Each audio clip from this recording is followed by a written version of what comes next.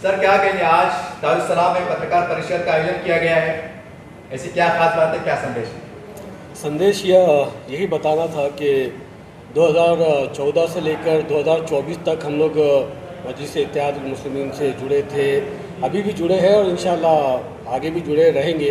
मैं सबसे पहले बैरिस्टर असदुद्दीन ओवैसी साहब का, इम्तियाज़ जलील साहब का शुक्रगुजार हूँ कि उन्होंने मुझे सिटी प्रेसिडेंट के ओहदे से नवाजा। फिर उसके बाद 2017 से लेकर 2021 तक मैं सिटी प्रेसिडेंट रहा। 2021 से लेकर 2024 तक मैं डिस्ट्रिक्ट प्रेसिडेंट रहा। मेरा असल में मुतालबा, मेरी बात यह है कि 2024 के अंदर जब खादा रिलेशन के रिज़ल्ट आए तो एक मायूसी थी कि बहुत मेहनत हम लोगों ने ज़िले के अंदर की थी, हर सर्कल के अंदर, हर गाँव के अंदर, हर ताने के अंदर हम लोग पहुँचे थे, जमात को वहाँ पर मजबूत किया था। मगर क्योंकि रिज़ल्ट वैसा नहीं आया जैसे हमें उम्मीद थी, तो मेरा व्यक्तिगत मेरा मामला ऐसा था कि मैं रिज़ाइन देना चाहता था डिस्ट्रिक्ट प्रेसिडेंटशिप से, ये कहते हुए कि कहीं ना कहीं इस रिज़ल्ट के लिए मैं भी ज़िम्मेदार हूँ। हमने मेहनत और करनी चाहिए थी, हमने आवाम के बीच में और खिदमत पेश करना चाहिए था कि रिज़ल्ट अच्छा आता। मगर क्योंकि रिज़ल्ट ऐसा आया तो मेरी भी जिम्मेदारी बनती है कि मैं अपने डिस्ट्रिक्ट प्रेसिडेंटशिप से राज़ीनामा दूँ। मैंने इम्तियाज़ जलील साहब को राज़ीनामा देने की कोशिश की थी, मगर साहब की तरफ से मुझे कुछ रिस्पांस नहीं मिला। तो आज फाइनली वेट करने के बाद आज फाइनली हम लोग प्रेस कॉन्फ्रेंस करके ये इन्फॉर्म किए कि मैं एज अ डिस्ट्रिक्ट प्रेसिडेंट मैं राज़ीनामा देना चाहता हूँ। दूसरी वजह ये थी कि आने वाले जो एमएलए इलेक्शंस हैं 2019 के अंदर भी मैं एमएलए इलेक्शन का कंटेस्टेंट था। मैंने जमात से जो है तो टिकट मांगा था, मगर दुर्भाग्यपूर्ण मुझे टिकट नहीं दिया गया। मगर 2024 में मुझे ये उम्मीद है कि जमात मुझे इस बार एमएलए का टिकट ज़रूर देगी। देखिए 2017 में मैं सिटी प्रेसिडेंट बना था, 2019 से हम लोगों ने औरंगाबाद दारुस्सलाम के ऊपर जनता दरबार की शुरुआत की थी। 2019 से लेकर आज तक हमारा जनता दरबार चलते आ रहा है। रोज़ सुबह में 11 बजे से लेकर 2 बजे तक हम आवाम के बीच में बाहर हमारे एसी कैबिन छोड़कर बाहर टेबल डालकर टेंट के अंदर बैठते हैं। आवाम के जो भी मसाइल हो, चाहे वो एमएससीबी के ताल्लुक से हो, कॉरपोरेशन के ताल्लुक से हो, या पुलिस के ताल्लुक से हो, या और कोई मामलात हो, हम उनके मामलात को हल करके देने की यहाँ पर कोशिश करते रहे हैं। मैं समझता हूँ कि बहुत खिदमत हम लोगों ने आवाम की और कहीं ना कहीं आवाम भी इस बार ये चाहती है कि समीर साजिद बिल्डर को जो है तो मजलिस इत्तेहादुल मुस्लिमीन की तरफ से एमएलए का टिकट दिया जाए।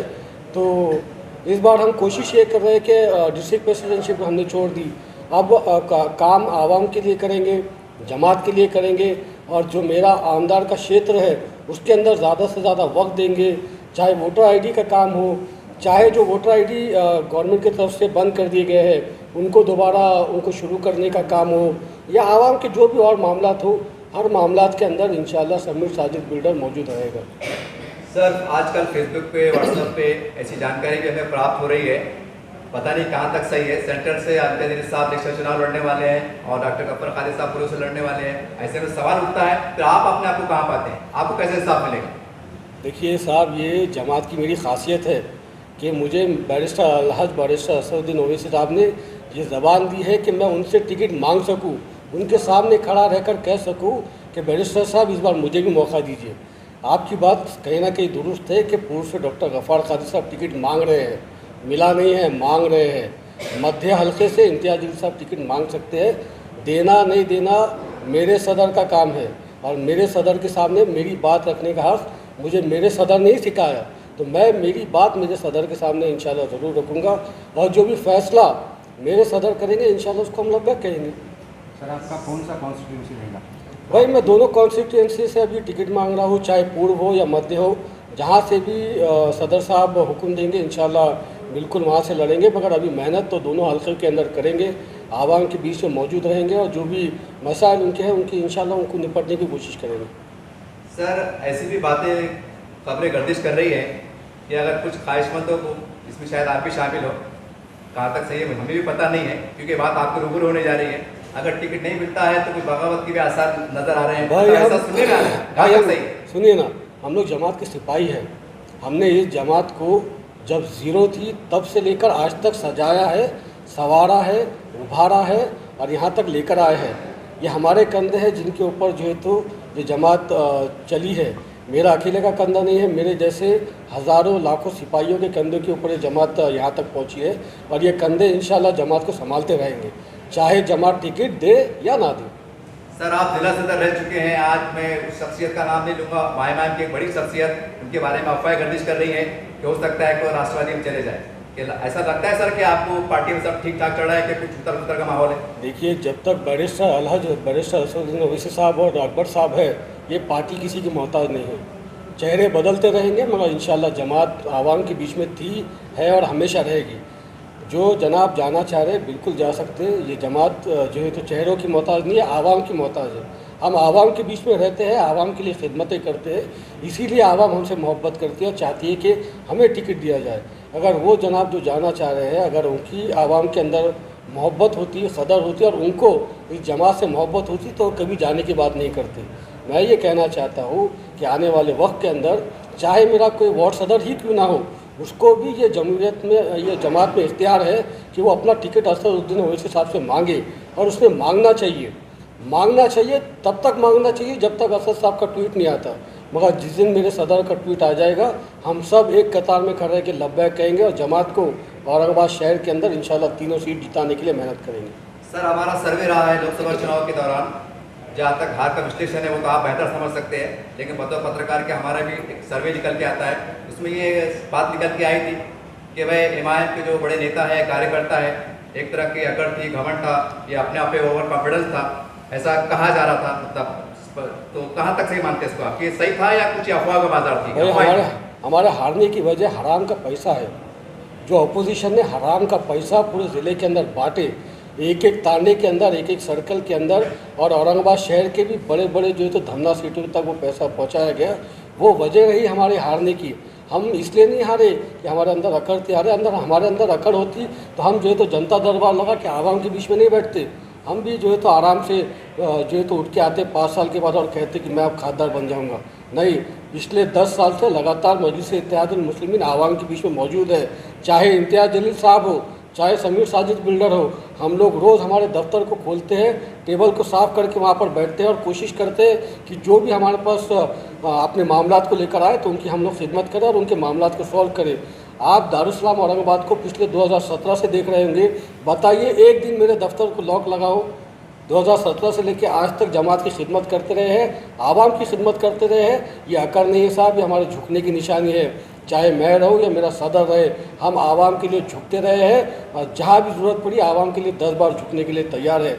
मगर हमारी हारने की वजह हमारी अकड़ नहीं, हमारी हारने की वजह हराम का पैसा था जो पूरे ज़िले के अंदर बांटा गया था, और जिसने लिया उनके ऊपर भी अल्लाह की जो है तो लाठी आज निकल आने वाली है।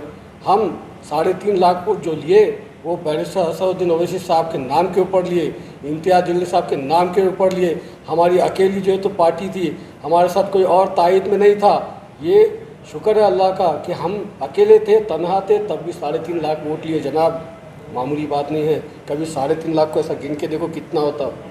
तो ये कहना कि औरंगाबाद ज़िले की आवाम की मोहब्बत आज भी मजलिस-ए-इत्तेहादुल मुस्लिमीन के साथ अल्हम्दुलिल्लाह है, और मैं समझता हूँ कि आने वाले वक्त के अंदर औरंगाबाद शहर की 3 सीट हम जीतेंगे और ग्रामीण की भी सीट जो बैरिस्टर साहब और इम्तियाज़ जलील साहब तय करेंगे वो लड़े जाएंगे।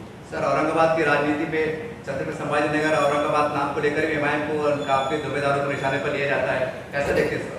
मेरे शहर का नाम औरंगाबाद था, है और जब तक मैं ज़िंदा हूँ रहेगा, और मेरे बच्चे को बोल के मरूंगा कि बेटे मेरे शहर का नाम औरंगाबाद है, कुछ और इसका नाम लेना नहीं। ये औरंगज़ेब आलमगीर की बसाई हुई बस्ती है। इंशाल्लाह औरंगज़ेब आलमगीर की बसाई हुई ये बस्ती आबाद थी, है और रहेगी जब तक समीर साजिद बिल्डर ज़िंदा है, और उसकी आने वाली नस्लें भी इस शहर को औरंगाबाद ही कहेगी। सर, मुंबई के अंदर एक एमआईएम का कार्यक्रम हुआ था, उसके अंदर ये बताया गया था, जानते इस चीज़ को, कि चुनाव से पहले 2-3 महीने पहले हम असेंबली के अंदर अपने जहाँ भी अब चुनाव लड़ने वाले हैं वहाँ के उम्मीदवारों को डिक्लेयर किया जाएगा। इतना करीब समय आ गया है, आखिर क्या वजह है कि आप उम्मीदवार डिक्लेयर नहीं हो पा रहे? भाई, मैं बहुत छोटा कार्यकर्ता हूँ, मैं भी आपके माध्यम से कह रहा हूँ कि साहब डिक्लेयर करिए। करना नहीं करना मेरे सदर का हुक्म है, जो भी फैसला उनका रहेगा, जब भी फैसला उनका आएगा सब एक कतार में खड़े के लब्बैक बोलेंगे। सर, आप एज अ डिस्ट्रिक्ट प्रेसिडेंट रहते हुए भी टिकट की मांग कर सकते हैं? भाई क्या है, मैं चाहता हूँ कि मैं मेरे मतदार संघ के अंदर मेहनत करूँ, मैं शहर के अंदर मेहनत करूँ। मैं आवाम के बीच में रह के मेहनत करूँ। कई सारे हमारे ऐसे हलके हैं शहर के अंदर, इलाके हैं, ख़ासतौर पे हमारी इस्लाम बस्ती, जहाँ पे वोटर आईडी और बनाने की ज़रूरत है। मैं शुक्रगुजार हूँ हमारे सिटी प्रेसिडेंट जनाब शारिक नजबंदी साहब का, हमारे तमाम कॉरपोरेटर्स का, जो अलग अलग हलकों के अंदर, इलाकों के अंदर जाकर वोटर आईडीज़ के कैंप ले रहे हैं, लाडली बहन के कैंप्स ले रहे हैं। तो ये काम पूरी टीम हमारी संगठन औरंगाबाद के अंदर कर रही है। मैं भी उनके कंधे से कंधा लगाकर इंशाल्लाह और हम लोग सब साथ में मेहनत करेंगे। शहर के अंदर नए वोटर आईडीज़ भी बनाए जाएंगे और साथ ही में जो पुराने नाम डिलीट किए गए हैं, चाहे वो एमटी की सीरीज़ हो या कोई और सीरीज़ हो, जो ऐसे नाम डिलीट किए गए हैं, दोबारा उन नामों को जो है तो हम यादी के अंदर लाने के लिए कोशिशें इंशाल्लाह करेंगे। आपने ना सर पहले मेडिकल फील्ड में बहुत अच्छा काम किया था। जी, पहले नहीं किए साहब, आज भी कर रहे हैं और आगे भी करते रहेंगे। उसके बाद जो है ना, तो उसमें बहुत ज़्यादा तौर से गैप हो गया। भाई औरंगाबाद ज़िले के अंदर 48 हॉस्पिटल्स है जो MJPJY के अंदर एनरोल्ड है और अल्हम्दुलिल्लाह मजलिस इत्तेहादुल मुस्लिमीन की इन 48 हॉस्पिटल्स के ऊपर पकड़ है। मैं तो खुलेआम कहता हूँ, जहाँ भी जाता हूँ, जिस सभा में भी रहता हूँ, कि अगर मेडिकल के ताल्लुक से कोई भी हमारा पेशेंट औरंगाबाद शहर में आता है, चाहे वो हमारे शहर का हो, ग्रामीण का हो या मराठवाड़ा का हो, उन पेशेंट की डिटेल हमारे पास पहुंचाइएगा। उस पेशेंट को एडमिशन से लेकर डिस्चार्ज तक पूरी मदद हम लोग करेंगे। सिर्फ घाटी के अंदर ही नहीं, बल्कि औरंगाबाद ज़िले के 48 हॉस्पिटल्स है, जिसके अंदर दूध भी है, बजाज भी है, हेडगेवार भी है, सिग्मा भी है, MGM भी है, आइकॉन भी है और भी हॉस्पिटल्स है। इन तमाम हॉस्पिटल्स के अंदर मजलिस इत्तेहादुल मुस्लिमीन का रिप्रेजेंटेशन मौजूद है और हम लोग वहाँ पर खिदमत करते रहते हैं। अभी आप एज ए पार्टी वर्कर बोलकर आगे काम करते रहेंगे। भाई सबसे बड़ी पोस्ट अगर कोई पार्टी के अंदर रहती तो वो कार्यकर्ता की रहती। कार्यकर्ता से बड़ा ना इम्तियाज़ भाई है, ना डॉक्टर गफ़ार कादरी है, ना समीर साजिद बिल्डर है। मेरा तो अब मैं समझता हूँ आज प्रमोशन हो गया, मैं डिस्ट्रिक्ट प्रेसिडेंट से कार्यकर्ता बन गया। कार्यकर्ता कुछ भी बोल सकता, उसको कोई उसकी ज़बान को हड्डी नहीं रहती। हमारे कई सारे ऐसे कार्यकर्ता है जो बिंदास बैरिस्टर असदुद्दीन ओवैसी साहब की बोलते साहब ये गलत हो रहा, और मेरे सदर का भी शुक्रगुजार हूँ मैं कि वो हमारे उस कार्यकर्ता की बात को सुनते हैं, समझते हैं और उसके ऊपर लाएमल तय करके उसकी बात को शॉर्ट करते हैं। सर एक हमारा आपसे सवाल है सर, जब चुनाव पिछले लोकसभा में देखा है और शायद आप विधानसभा में शायद माहौल दोबारा देखने को मिल सकता है, जब चुनाव अपने चरम पे होता है तो बहुत से अपने आपस के मुसलमान लीडर आपस में एक किरदार कशी पे आ जाते हैं, एक तरह की इस्लाम तराशियाँ हो जाती हैं, उसको आप कैसा देखते हैं? उसको लेके आने वाले मैं तमाम मेरे शहर के छोटे बड़े नेता जो भी है, मैं किसी का नाम नहीं लेते, सबसे कह रहा हूँ, आप सब मेरे वालिद साहब मरहूम साजिद बिल्डर के दोस्त हैं। मैं आप सब से गुजारिश कर रहा हूँ, हाथ जोड़ के आपके बेटे, आप मुझे अपना बेटा समझ के मेरी बात को सुनिएगा। जो भी गलती, जो भी कोताही हमसे हुई होंगी, मैं माफ़ी चाहता हूँ। मैं आपसे गुजारिश कर रहा हूँ कि आइए जमात के साथ जुड़िए। मैं तमाम आप सबको वेलकम कर रहा हूँ जमात के अंदर। ये मजलिस इत्तेहादुल मुस्लिमीन है, ये जमात जो है तो कहीं ना कहीं आज औरंगाबाद शहर के अंदर जो है, इसके अंदर कहीं ना कहीं आपकी भी जो है तो कोशिशें हैं, मेहनतें हैं। चाहे आज आप हमारे खिलाफ हो भी सकते हैं, मगर मैं आपसे फिर एक बार माफ़ी चाहता हूँ। हमसे कोई गलती हुई होंगी, हमसे कोई कोताही होंगी तो मैं माफ़ी चाहता हूँ और ये उम्मीद रखता हूँ कि आने वाले वक्त के अंदर आप भी जमात का दामन पकड़िएगा, आप भी जमात के अंदर आइएगा। मैं बशर्ते समीर साजिद बिल्डर ख़ुद आपको अपने कंधे पर बिठाने के लिए राज़ी हूँ और चाहता हूँ कि आप हमारे साथ आए, हमको लीड करें। मैं आपके पीछे खड़े रहने के लिए तैयार हूँ। हमसे कोई गलती हुई होंगी, हमसे कोई कोताही हुई होंगी तो मैं माफ़ी चाहता हूँ। आपसे गुजारिश है कि मुसलमान होने के नाते आपकी हमारे बीच में बैर हो, ये अच्छी बात नहीं है। मैं आपसे फिर एक बार अदबन गुजारिश कर रहा हूँ, आइए, ये जमात हम सब की है, इसको हम सजाएं, इसको हम संवारें और इसको हम और नेक्स्ट लेवल तक लेके जाएं।